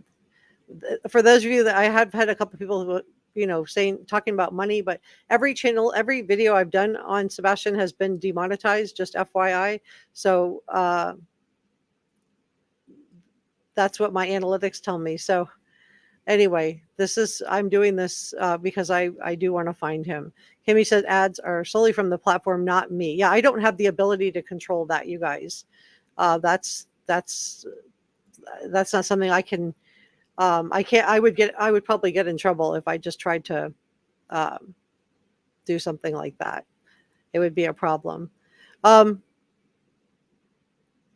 says, I love that you very much stick to the facts and details. It's gotten so chaotic, it's exhausting. We all want Sebastian found. Thank you for that. Yeah, you guys deserve credible information, and that's what I'm working to bring you guys. Addis Perez says there are content creators bashing Seth for talking on different social media and for other platforms for poking fun at him for talking about Chris Proudfoot and Katie Proudfoot. It's disgusting. Maurice says this is a Summer Wells 2.0. Gigi says, how do you enable gifted memberships? I have no idea. Enjaz probably knows. Thank you so much, Enjaz, for that. Okay, whoops, I jumped over there. If Sebastian knew he was moving in with Seth, why would he have run away? Yeah, and I think, that's why I wanted to take you through the interview and then go through Peter Hyatt's statements in that order.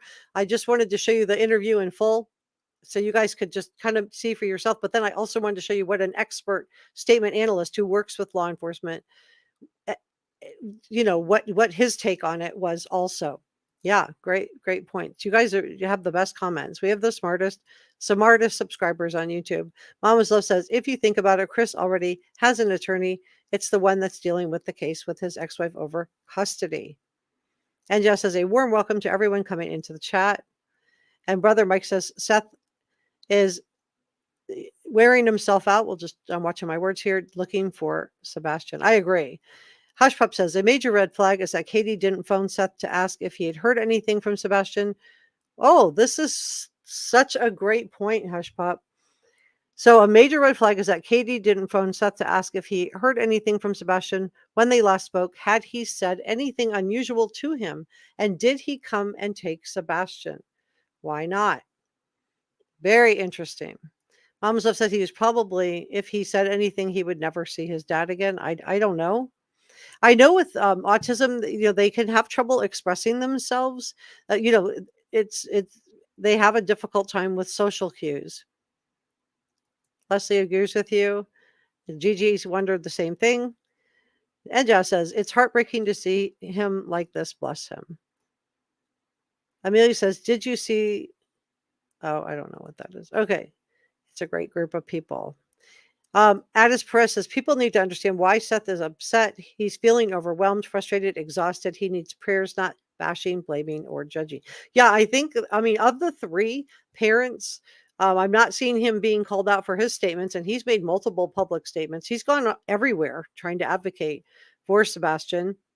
If anything, Peter Hyatt felt like he did do a statement analysis on Seth Rogers. It's on his YouTube channel. If you want to check it out, you could run over there after this is over and check that out.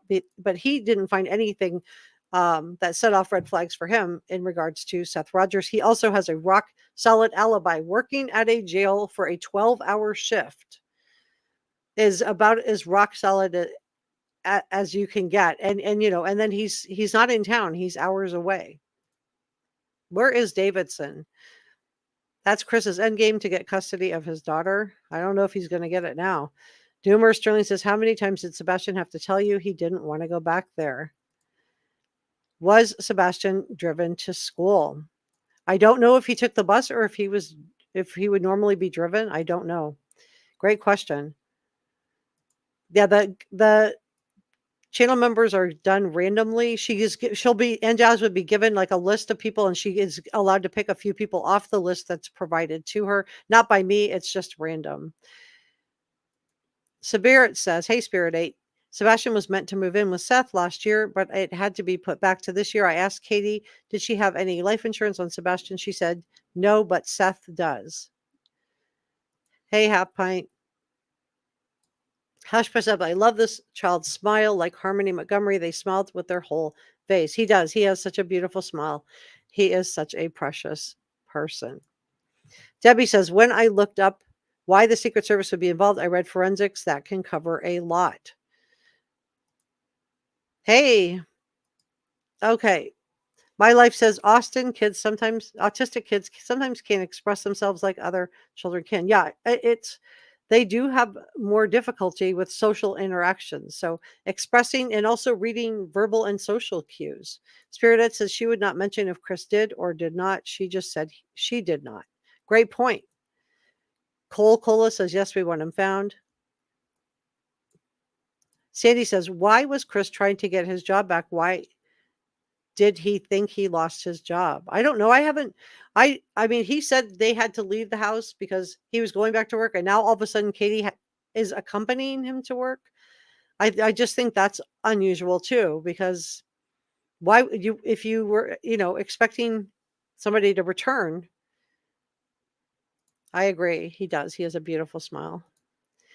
Andrea says, can you please tell me where I can find Robin Rogers' email about Chris and Katie being the suspicious ones? I don't know anything about that, Andrea. So I'm going to say right now I can't. I can see what I can find out for you, though. Elmer Wood says, I'm stuck on the perfect fun-filled day. In my opinion, Katie snapped. Chris is a cover-up. It is weird how they had this perfect day. I have heard a lot of people wondering why they would say they had this perfect day. Let me pull up Secret Service and let's see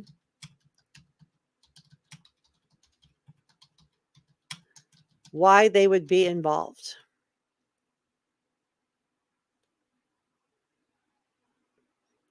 So I'm going right to their website. This is the Secret Service. Can you guys see this? Let me move myself out of the way. Nope.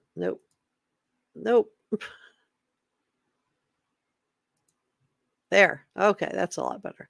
Okay, so let's see what they say. So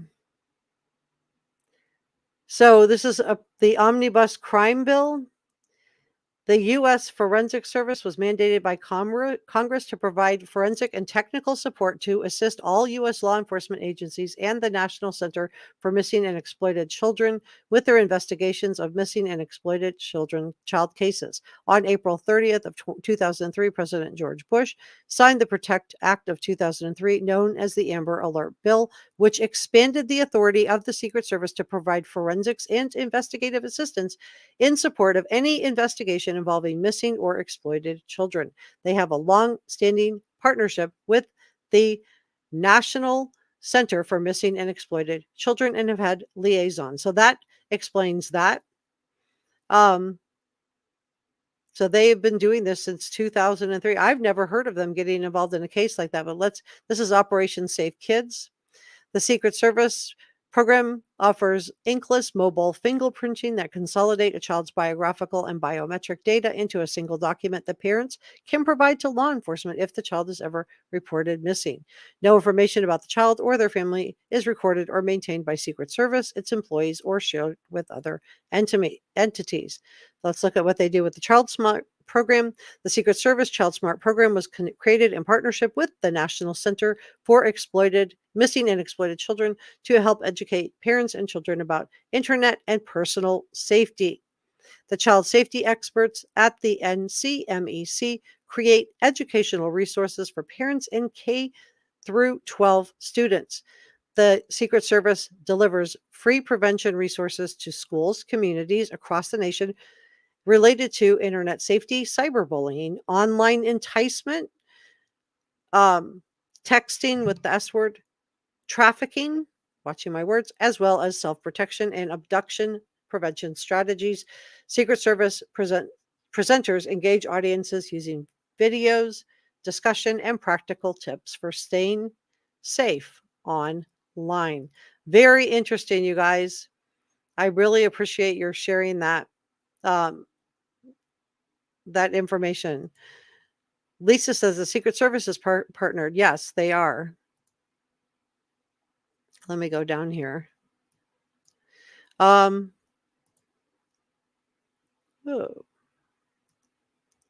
Went down too far. I don't want to miss out on comments. I see people have been gifted channel memberships. I do see new channel members. This is great. So I'll add your name tomorrow. Sandy says the first time Chris and Katie went to Memphis was to see if Chris had a job. Why did he miss a few days? I don't know. Great question. Mama's Love says, even though I'm not on Katie's side, she may have prepared this day since he was leaving to go. Yeah, this is a great point.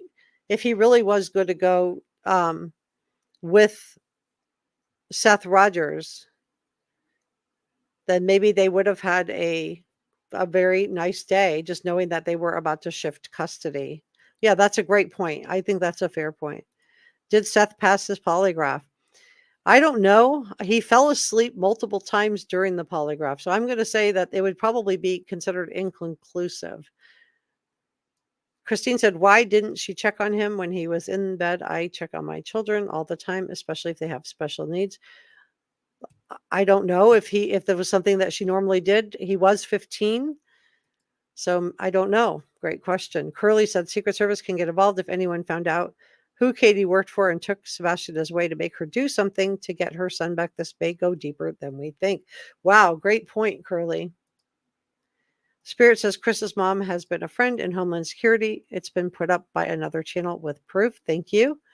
My Life says if they were being harassed at home and so they left, so they said, so now they have no one harassing them. I know they are. So it's odd that they're at a campground. Yeah. Why would you leave your house to go to a campground if you were expecting your child to return? Hopefully nobody's bothering them. If they are, I hope they knock it off. That's not right. Seth said he fell asleep at his polygraph. Yeah, I heard that too. Pam said having a fabulous day and suddenly it's over is a hard transition and an emotional crash, bringing out difficult behaviors in some. Great point, Pam. Thanks for sharing that. Amelia says teenagers start to push back at a certain age. From these interviews alone, Seth doesn't appear to be the type who could handle being confronted or stood up to. Elmer says Sebastian is high functioning, was in regular classes, had extra help, very sweet, very smart young man, doesn't deserve the trauma he's endured. And Jazz is welcome you. Full Deck says he apparently fell asleep a couple of times during the polygraph. Yeah, that's my understanding too. And if you think about what he's been through emotionally, physically, he's been out searching for his son. Apparently he re-injured his shoulder in the search.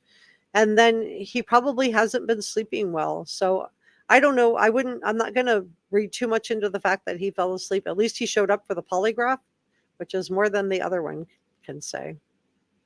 Chris didn't show up. He said anytime, any place, he would do it, and then he didn't do it.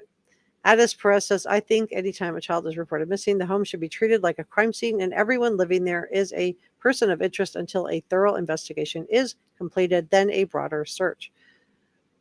Yes, he's on medications. My understanding is that Seth is on medication for neuropathy. So it deals with neurological pain. So it's not any type of like hard medication like an opioid or anything like that, but it does, one of the side effects of it is that it does cause drowsiness. Autistic. Did Chris Proudfoot ever take a polygraph? No. He said that TBI told him not to. But yet Seth Rogers said TBI didn't tell him that he couldn't do it. I don't think they could stop him from taking it. Elmer Wood says results have not been released on Seth's polygraph. I'm going to say that because he fell asleep, it's probably going to come back as inconclusive. That's my best educated guess on that. Let me know what you think in the comment section below. Cole Cola says, for those who are curious about Seth's polygraph, his results won't be until next week. I think he's going to have to retake it. I don't see how you can get a conclusive anything when the subject is falling asleep on you. I think that's really hard. I feel bad for him, but at least he showed up. I give him props for that. Spirit 8 says, I also think his parents' home and land needs to be searched. If any of Chris's siblings and families, his parents own a couple of homes that they rent out. Thanks, Cola. Lori, hey, welcome. Says, I'm curious about Seth's polygraph since he fell asleep during it. As I just shared, you probably posted this before I shared it. I do think it's going to come back as inconclusive. I think they're going to have to redo it. Elmer says, I'm sure Seth hasn't had a full night's sleep in months. Why is it weird that he dozed off? I agree.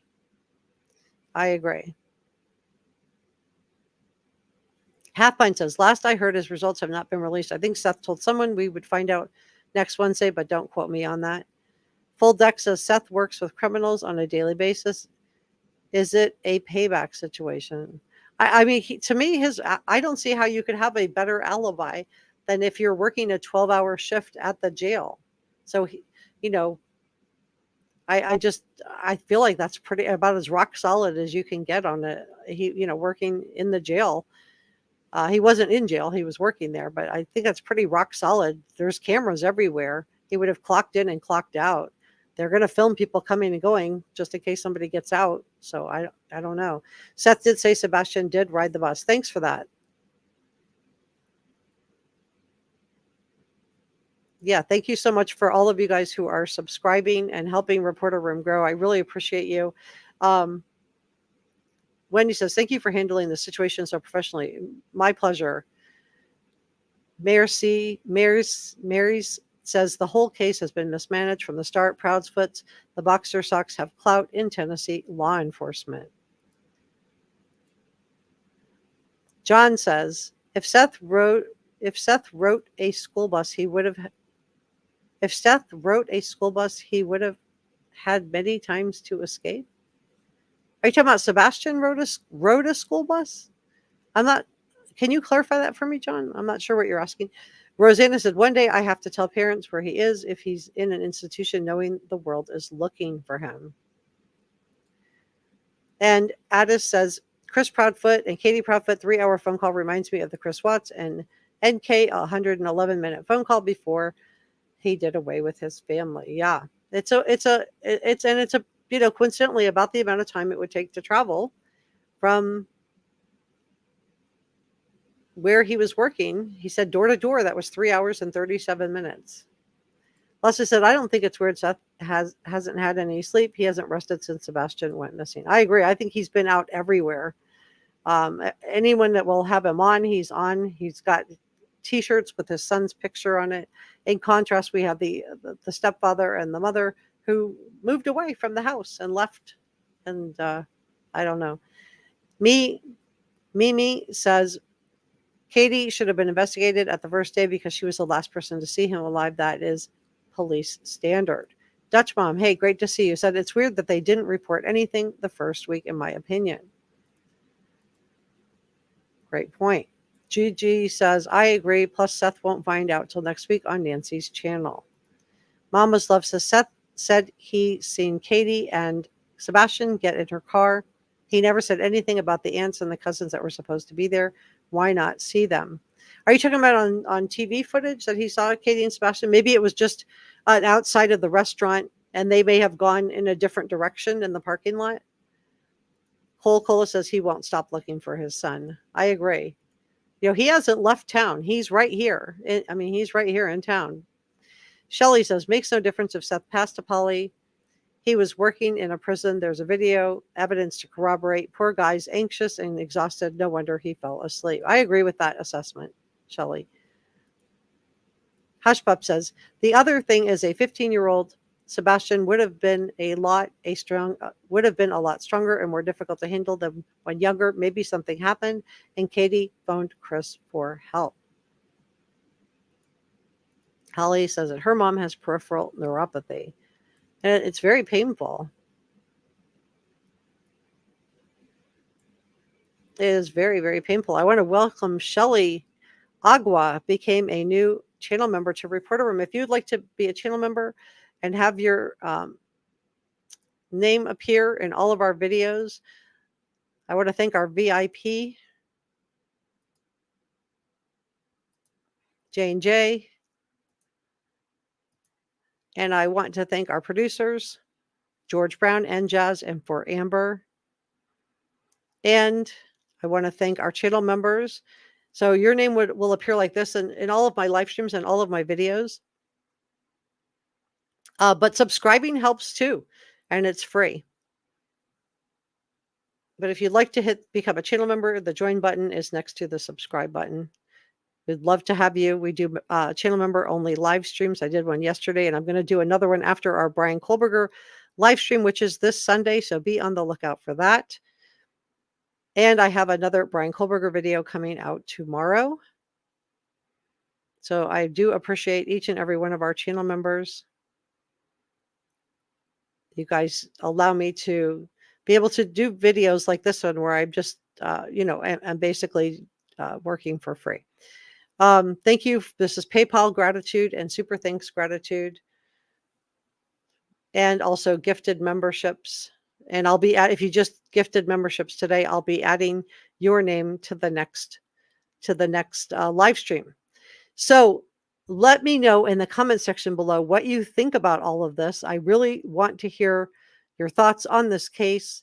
Also consider what words you use. You could be caught in a YouTube filter if you use certain words. So think about that when you're leaving your comment so I can actually see it and read it and engage with you on that. If there's something specific you want me to look into, let me know. I would be happy to do that for you. And thank you so much for being part of Reporter Room. It's been really awesome to have this opportunity to interact with you, to get to know you guys better. And I'm very, very grateful for each and every one of you.